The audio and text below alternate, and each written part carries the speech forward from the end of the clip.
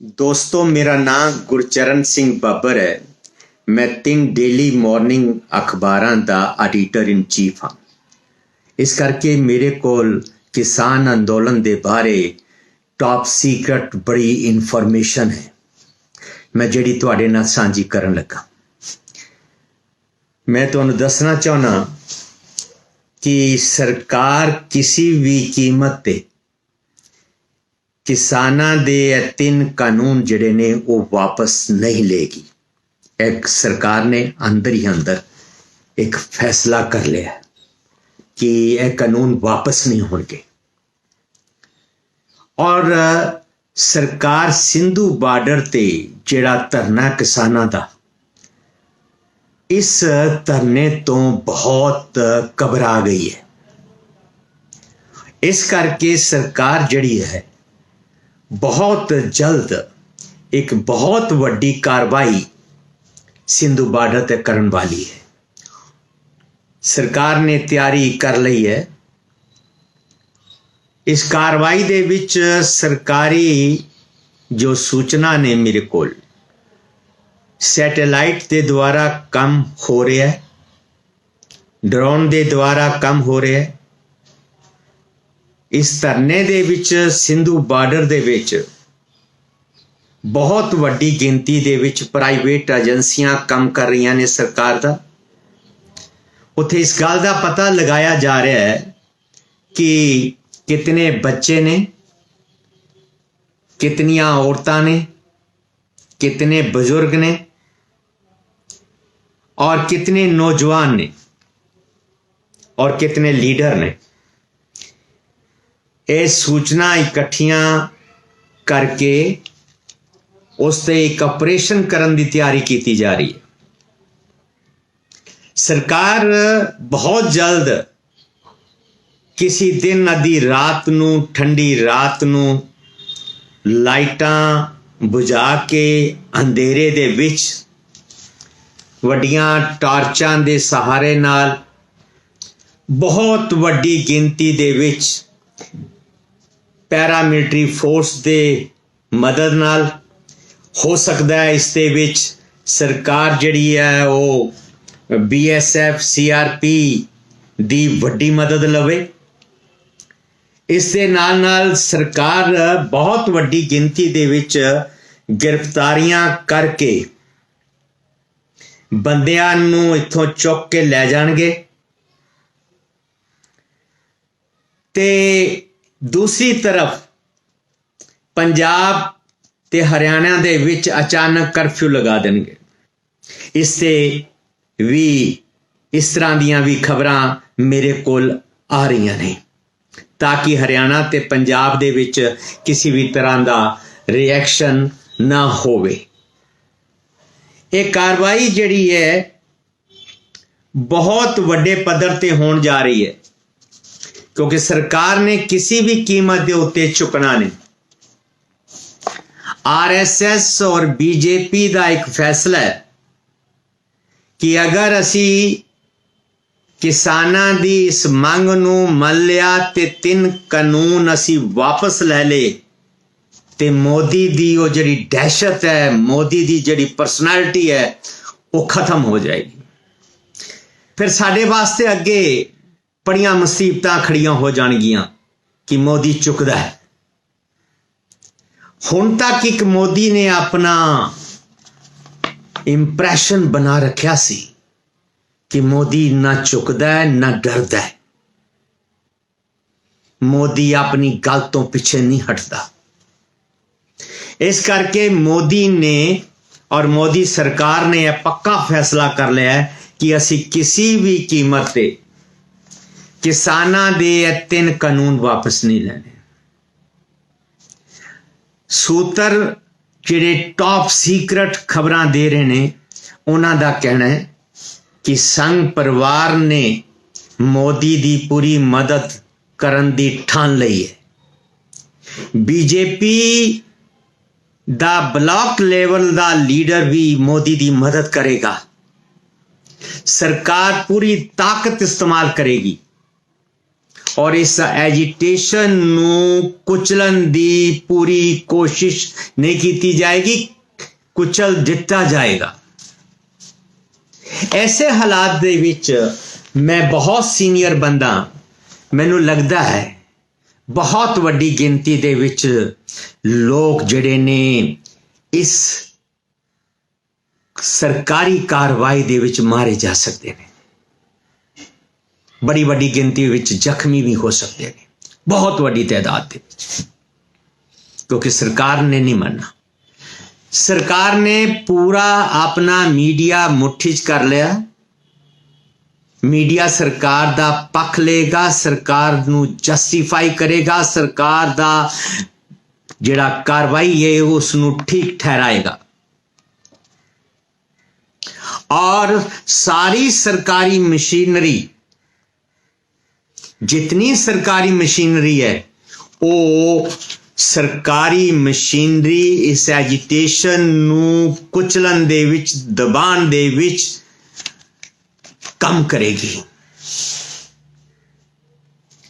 ਤੇ ਮੇਰੀ ਕਿਸਾਨ ਨੇਤਾਵਾਂ ਨੂੰ, ਲੀਡਰਾਂ ਨੂੰ ਐਡਵਾਈਜ਼ ਹੈ, ਉਹ ਸਿਰਫ ਇਹ ਨਾ ਸੋਚਣ ਕਿ ਉਹ ਸਿੰਧੂ ਬਾਰਡਰ ਤੇ ਬੈਠੇ ਨੇ ਤੇ ਸਰਕਾਰ ਦੂਸਰੀ ਤਰਫ ਕੁਛ ਨਹੀਂ ਕਰ ਰਹੀ। ਸਰਕਾਰ ਦੂਸਰੀ ਤਰਫ ਪੂਰਾ ਆਪਰੇਸ਼ਨ ਕਰਨ ਦੀ ਤਿਆਰੀ ਕਰ ਰਹੀ ਹੈ, ਪੂਰਾ ਬਲੂਪ੍ਰਿੰਟ ਬਣ ਚੁੱਕਿਆ ਹੈ, ਏਜੰਸੀਆਂ ਟੌਪ ਸੀਕ੍ਰੇਟ ਲੱਗ ਗਈਆਂ ਨੇ, ਪੈਰਾਮਿਲਟਰੀ ਫੋਰਸ ਦੇ ਸੀਨੀਅਰ ਅਫਸਰਾਂ ਨਾਲ ਟੌਪ ਸੀਕ੍ਰੇਟ ਮੀਟਿੰਗਸ ਚੱਲ ਰਹੀਆਂ ਨੇ। ਦੂਸਰੀ ਤਰਫ ਕਿਸਾਨ ਲੀਡਰਾਂ ਨਾਲ ਗੱਲਬਾਤ ਦਾ ਡਰਾਮਾ ਵੀ ਚੱਲ ਰਿਹਾ ਹੈ ਤਾਂ ਕਿ ਕਿਸਾਨ ਲੀਡਰਾਂ ਨੂੰ ਸਿਰਫ ਇਤਨਾ ਹੀ ਇੰਪ੍ਰੈਸ਼ਨ ਜਾਏ ਕਿ ਸਰਕਾਰ ਸਾਡੇ ਨਾਲ ਗੱਲ ਕਰ ਰਹੀ ਹੈ, ਸਰਕਾਰ ਹੋਰ ਕੁਛ ਨਹੀਂ ਕਰੇਗੀ। ਪਰ ਨਹੀਂ, ਸਰਕਾਰ ਇੱਕ ਤਰਫ ਤੁਹਾਨੂੰ ਗੱਲਾਂ ਬਾਤਾਂ 'ਚ ਲਗਾਏਗੀ, ਦੂਸਰੀ ਤਰਫ ਸਰਕਾਰ ਇੱਕ ਅਚਾਨਕ ਅੱਧੀ ਰਾਤ ਨੂੰ ਇੱਕ ਬਹੁਤ ਵੱਡੇ ਲੈਵਲ ਦਾ ਇੱਕ ਬਹੁਤ ਵੱਡਾ ਆਪਰੇਸ਼ਨ ਕਰੇਗੀ ਔਰ ਜਿਤਨੀਆਂ ਟਰੈਕਟਰ ਟਰਾਲੀਆਂ, ਜਿਤਨਾ ਕਿਸਾਨਾਂ ਦੇ ਟਰੱਕ, ਗੱਡੀਆਂ, ਕਾਰਾਂ ਸਭ ਇੱਥੇ ਹੀ ਸਰਕਾਰ ਨੇ ਰੋਕ ਲੈਣੀਆਂ। ਬੰਦਿਆਂ ਨੂੰ, ਨੌਜਵਾਨਾਂ ਨੂੰ ਚੁੱਕ ਕੇ ਲੈ ਜਾਣਾ ਤੇ ਦੂਰ ਦਰਾਜ ਲੈ ਕੇ ਜੇਲ੍ਹਾਂ ਵਿੱਚ ਔਰ ਟੈਂਪਰੇਰੀ ਜੇਲ੍ਹਾਂ ਬਣਾ ਕੇ ਉੱਥੇ ਰੱਖਣਾ। ਸਰਕਾਰ ਕਿਸੇ ਵੀ ਕੀਮਤ ਤੇ 3 ਕਾਲੇ ਕਾਨੂੰਨ ਵਾਪਸ ਨਹੀਂ ਲਏਗੀ।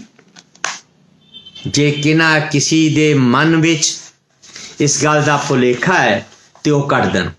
ਇਹ ਮੰਨ ਲਓ ਕਿ ਸਰਕਾਰ ਬਹੁਤ ਜਲਦ ਇੱਕ ਬਹੁਤ ਵੱਡੀ ਕਾਰਵਾਈ ਕਰਨ ਵਾਲੀ ਹੈ।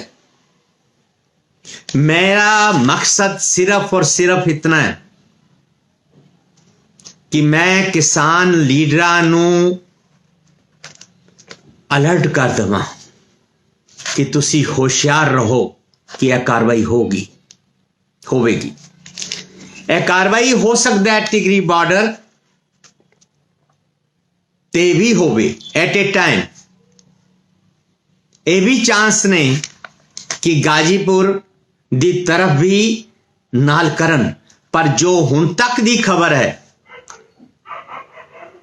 ਮੋਦੀ ਸਰਕਾਰ ਸਿਰਫ ਸਿੰਧੂ ਬਾਰਡਰ ਤੋਂ ਘਬਰਾਈ ਹੈ। ਸਰਕਾਰ ਦੀ ਚਿੰਤਾ ਸਿਰਫ ਸਿੰਧੂ ਬਾਰਡਰ ਹੈ।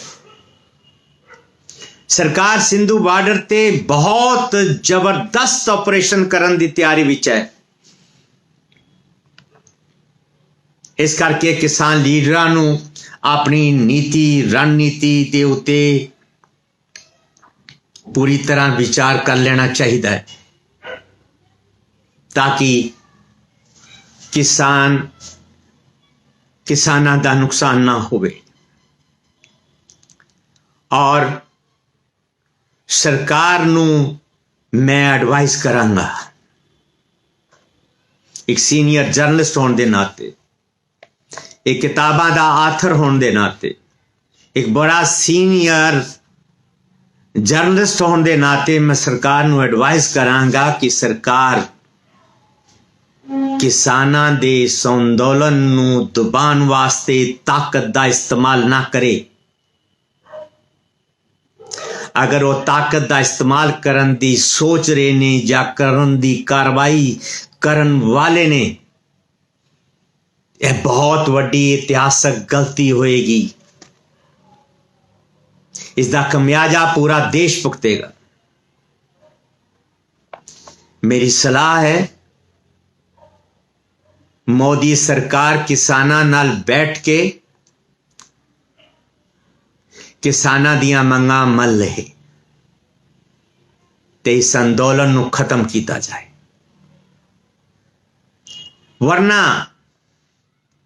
यह अंदोलन अगर जबरन कुचलन दी सरकार ने दबाण की कोशिश की तो इहदे नतीजे बड़े भयानक निकलणगे जो देश दे हित विच नहीं होणगे। सानू सारिआं नूं अपने देश की चिंता करनी चाहिए। मैं मोदी साहब नूं कहांगा, मोदी सरकार नूं कहांगा, आरएसएस और बीजेपी नूं भी कहांगा कि जिद छोड़ दो। जिद ठीक नहीं। किसानां नूं तुसी डंडा चला के उठाने की कोशिश ना करो। किसानां ते गोलियां चला के उठाने की कोशिश ना करो। आंसू गैस दे गोले छोड़ के पानी दियां बौछारां करके उठाने की कोशिश ना करो, वरना इसका असर किसानां दे पुत्रां ते पहुंचेगा जेड़े देश दी सरहदां ते बैठे ने, जेड़े फौज विच ने, जेड़े पुलिस विच ने, जेड़े BSF विच ने, जेड़े CRP विच ने, जेड़े IAS ने, जेड़े IPS ने, ये सारे रिएक्ट करनगे। इस करके सरकार नूं चाहिए ना वो धमकी दे और ना वो इस अंदोलन नूं दबाण वास्ते ताकत का इस्तेमाल करे। मैं एक बारी फिर अपने किसान वीरां नूं रिक्वेस्ट करांगा कि वो भी अपनी टॉप सीक्रेट रणनीति बनान कि किस तरह मोदी सरकार नाल निबड़ना है, किस तरीके नाल गलबात करनी है, किस तरीके नाल अपने किले नूं मजबूत रखना है। मैं इतने शब्द कह के मैं तुहाडे तो क्षमा दा जाचक हां। वाहिगुरू जी का खालसा, वाहिगुरू जी की फतेह।